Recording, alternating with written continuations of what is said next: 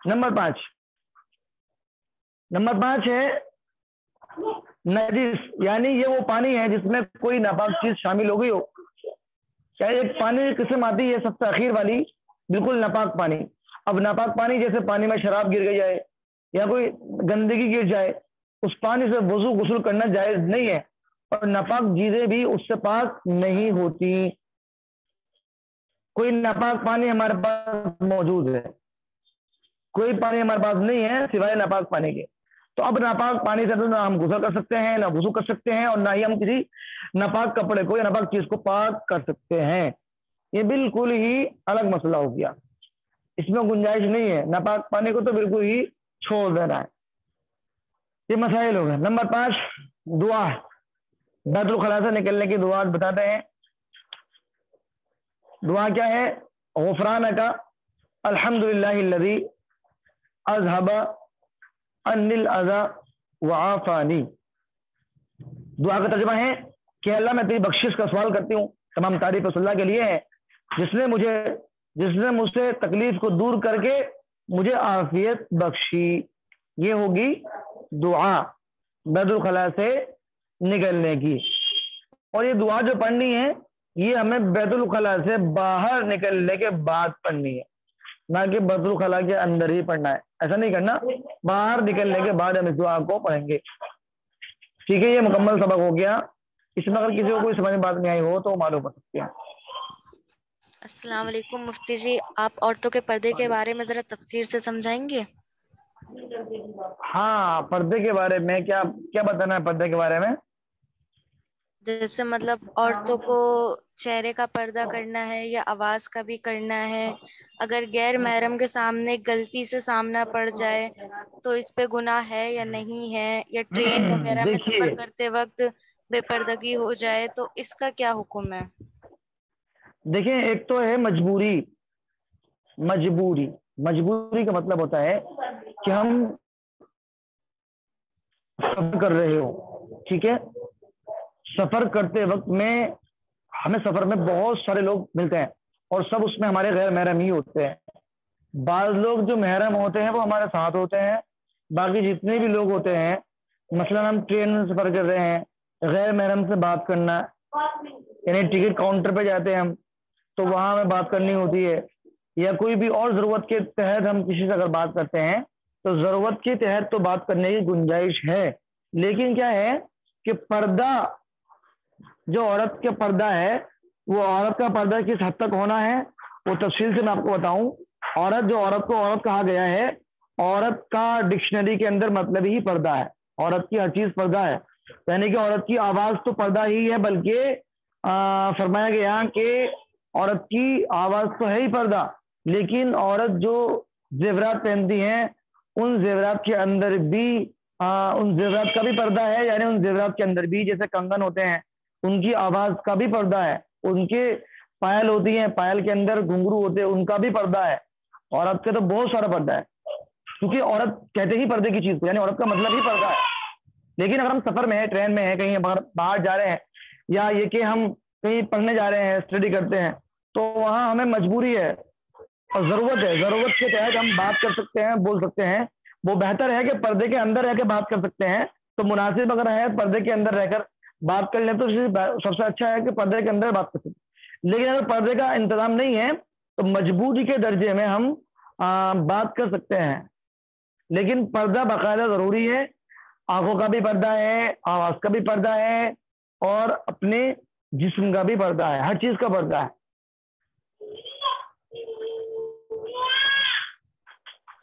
لیکن اگر السلام غلطی سے علیکم. کسی کو ہم دیکھ لیتے ہیں تو اس کی تو غلطی کی طرف سے تو معافی ہے. غلطی صرف ایک ہی مرتبہ ہوتی ہے، مطلب ہمیں کوئی چیز دیکھی اور اس چیز کو دیکھنے کے بعد ہمیں معلوم ہوا کہ یہ تو غیر محرم ہے، تو پھر اب ہم دوبارہ اس کو پلٹ کے نہ دیکھیں. اگر ہم نے دوبارہ اس کو پلٹ کے دیکھا تو وہ غلطی نہیں ہوگی، بلکہ وہ قصدن ہمارا ارادہ ہوا کہ جان بوجھ کے پھر ہم نے اس کو دیکھا. تو اس پر قصدن اگر کوئی ہم کرتے ہیں، جان بوجھ سے کوئی معاملہ کرتے ہیں جو کہ جائز نہیں ہے، تو پھر اللہ کا اس کی طرف سے اس کی اس بات پر اللہ کا مواخذہ ہوگا، اللہ کی اس پر پکڑ ہوگی اور پوچھ گچھ بھی ہوگی. پہلی مرتبہ میں نہیں ہو. جی اچھا، لمبے سمجھ میں آ گیا؟ سفر السلام میں علیکم. منہ سے نقاب وغیرہ ہٹا دیں تو؟ جیسے سفر لمبا ہے اور ہم نے مطلب حجاب بندہ ہے لیکن نقاب ہٹا دیا ہے، جی تو اس کا کیا حکم ہوگا؟ اب اس کا حکم یہ ہے کہ مطلب زیادہ سے زیادہ ہم نقاب ہٹا لیں، اچھی بات ہے نقاب، مثلا اگر ہمارا سانس ہمیں نہیں آ رہا ہے یا لمبے سفر میں جا رہے ہیں ہمیں دقت ہو رہی ہے سانس لینے میں، تو ہم نقاب ہٹا کر کے اس کو ہم پھر بھی اپنے چہرے کو جہاں تک ممکن ہو سکے ہم اپنے چہرے کو چھپانے کی کوشش کریں، ہم اس کو بالکل ہی نہ باندھیں بلکہ ہم اس کو پردہ کر لیں، اپنا دوپٹہ ڈال لیں آگے، یا کچھ بھی ہے ایسی چیز ڈال لیں جس سے کہ ہمارا مکمل طور سے پردہ ہوتا رہے، پردہ ہوا رہے، پردہ ہو جائے۔ بعض مرتبہ ایسا ہوتا ہے کہ ہم کیا ہوا ہے اور ہم کو دوپٹہ تو کیا ہے کہ ہمارا دم گھٹتا ہے، اندر سانس نہیں آتی، بعض دفعہ دم گھٹتا ہے، تو اس کو ہم کھول کر کے دوپٹہ ایسے نارمل ڈال لیں آگے کو تاکہ ہمارا پردہ بھی ہو جائے اور ہمیں اس کو دقت بھی نہ ہو، ہماری سانس بھی واپس آتی رہے۔ لیکن جہاں تک ممکن ہوا، جہاں تک کوشش ہو، تو جہاں تک ہماری کوشش ہو کرے کہ بھی ہمارا پردہ ہی ہو تو بہت بہتر ہے۔ جی جزاک۔ جی اور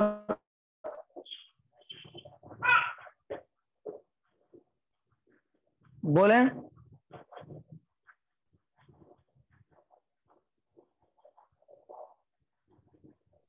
السلام علیکم۔ وعلیکم السلام۔ میرا سوال یہ ہے مولانا صاحب، جیسے میں ٹیوشن پڑھاتی ہوں بچوں کو، تو مجھے عصر کی نماز میں لیٹ ہو جاتا ہے، اذان 5 بجے ہو جاتی ہے اور بچوں کی چھٹی 5:30 تک ہوتی ہے، تو میں 5:45 بجے کے قریب نماز پڑھتی ہوں، تو دیر کرنا نماز میں کیا یہ صحیح ہے؟ نہیں دیکھیں، دیر کرنا نماز میں صحیح نہیں ہے، لیکن آپ پڑھاتی ہیں، وہ مجبوری کا درجہ ہو گیا، تو وہ مجبوری کے تحت تو گنجائش ہے تھوڑی کہ مجبوری میں جان بوجھ کر کے نماز کو قضا کرنا یا جان بوجھ کر نماز کو دیر کرنا، ٹال مٹول کر کے پڑھنا، وہ غلط ہے۔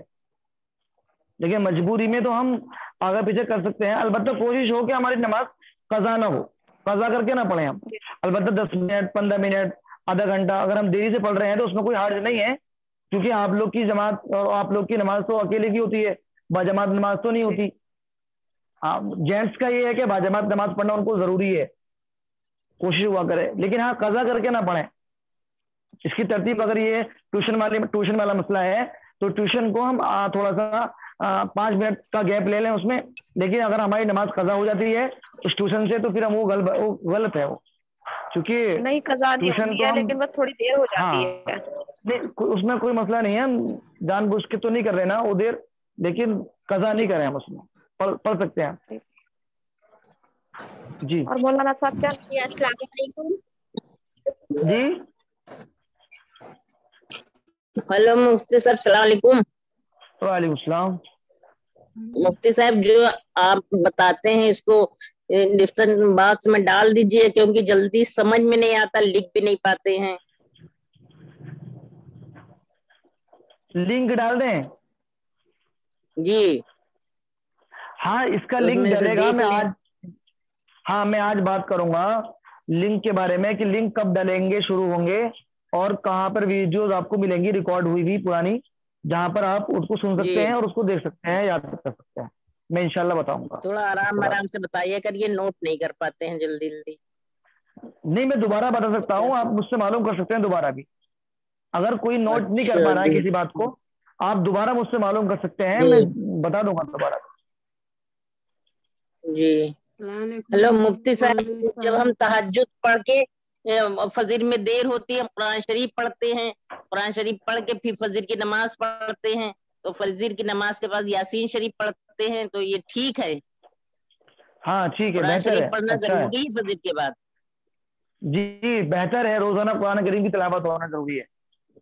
نہیں فجر قرآن کی کریم کا نماز کے بعد پھر قرآن شریف نہیں پڑھتے، یاسین شریف پڑھتے، یاسین شریف پڑھ کے پھر سو جاتے ہیں، پھر 7 بجے اٹھتے ہیں، تو اشراق کی نماز کی دیر تو نہیں ہوتی ہے؟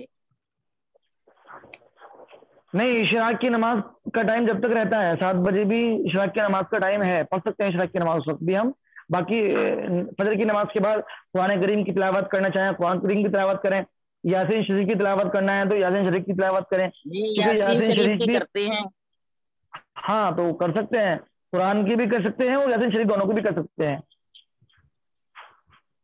दोनों को मिलाकर भी और किसी एक की कुरान की तिलावत भी हम हम कर पहले सकते कर हैं। लेते हैं, तहज्जुद के कोई बाद मत, कुरान शरीफ पढ़ लेते हैं, ये तो बहुत अच्छी तो बात है, फजर के बल्कि बाद हम फजर की, हाँ फजर की नमाज से पहले कुरान करीम के फजाइल बहुत ज्यादा है, और इसमें बहुत सारी बरकतें भी हैं कि तहज्जुद में ही कुरान करीम को जी पढ़ा जाए, और बल्कि बहुत अच्छा बेहतर भी है, आला दर्जे की बात है फजर की नमाज से पहले कुरान करीम की तिलावत, तहज्जुद और फजर की नमाज जी। के फिर बीच में। अजान होती है तब, जैसे अजान होती है हाँ वैसे फजर की नमाज पढ़ बहुत लेते हैं, अच्छा, फिर तस्बीह और यासीन शरीफ पढ़ के हाँ लेट जाते हैं।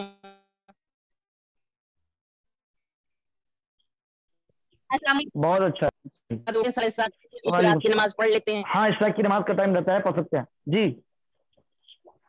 8 बजे तक पढ़ सकते हैं इशराक की नमाज। 8 इशराक नहीं, 8 बजे से पहले पहले पढ़ सकते हैं, 8 बजे से पहले, उसके बाद में तो दूसरा अच्छा, वक्त शुरू हो जाएगा। चाश्त की शुरू हो जाती है फिर टाइम। हाँ चाश चाश का वक्त शुरू हो जाएगा। इशराक का टाइम हो रहा है इस वक्त में करीब 6:20 पर। जी तो 6:20 से शुरू हो रहा है, तकरीबन 1 घंटा तो रहता हो, 7:30 पौने 8 तक। 8 7:20 के तक बाद तो रहता फिर, होगा। हाँ 8:20, 8 बजे, 8 बजे के बाद के बाद में तो चाश का वक्त शुरू हो जाता है जी ठीक। जी। जी बताएं। गई तो नहीं। अस्सलाम वालेकुम मुफ्ती साहब। वालेकुम सलाम रहमतुल्लाह जी। जी मैं असल में सिर्फ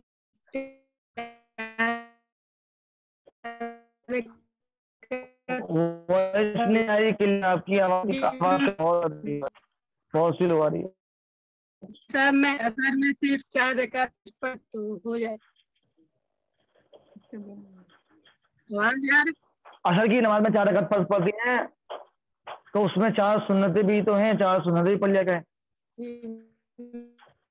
मैं सिर्फ फर्ज पढ़ती हूँ 4 रकात, सुन्नतें नहीं पढ़ती हूँ, तो हो जाएगा। हाँ फर्ज अदा हो जाएंगे, नमाज मुकम्मल हो जाएगी, लेकिन बेहतर है कि आप सुन्नतें भी पढ़ें। और ऐसा ठीक है, मुफ्ती साहब मैं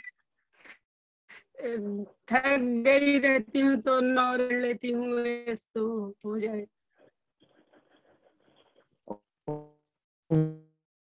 वॉइस समझ नहीं आ रही आपकी, नेट में है। जी ऐसा कि नमाज में थकान हो गई रहती है काम करके, तो मैं सिर्फ 9 रकात पढ़ लेती हूँ तो हो जाएगा।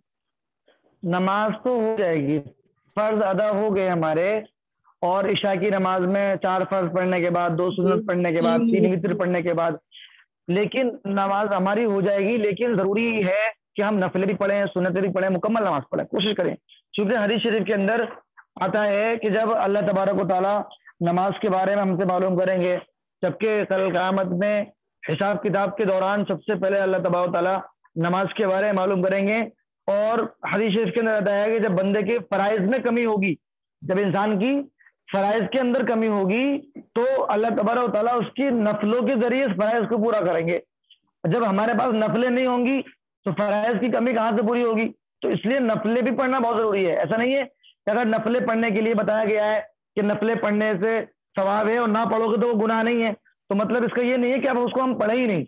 नफलों का जखीरा अपने पास होना बेहद जरूरी है, ताकि हमारे कल क़यामत में फराइज की कमी को नफल पूरा कर सकें, इसलिए अपने पास नफलें होना जरूरी है।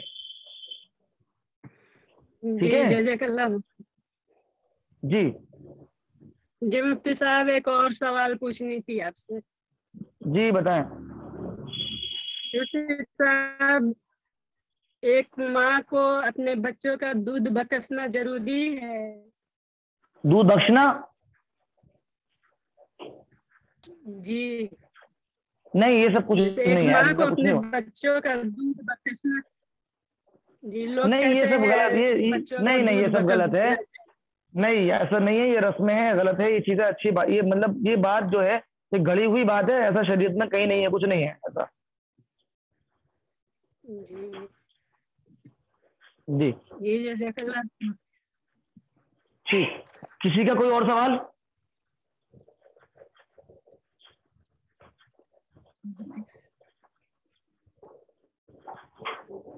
اچھا چلیے ٹھیک، السلام علیکم ورحمۃ اللہ۔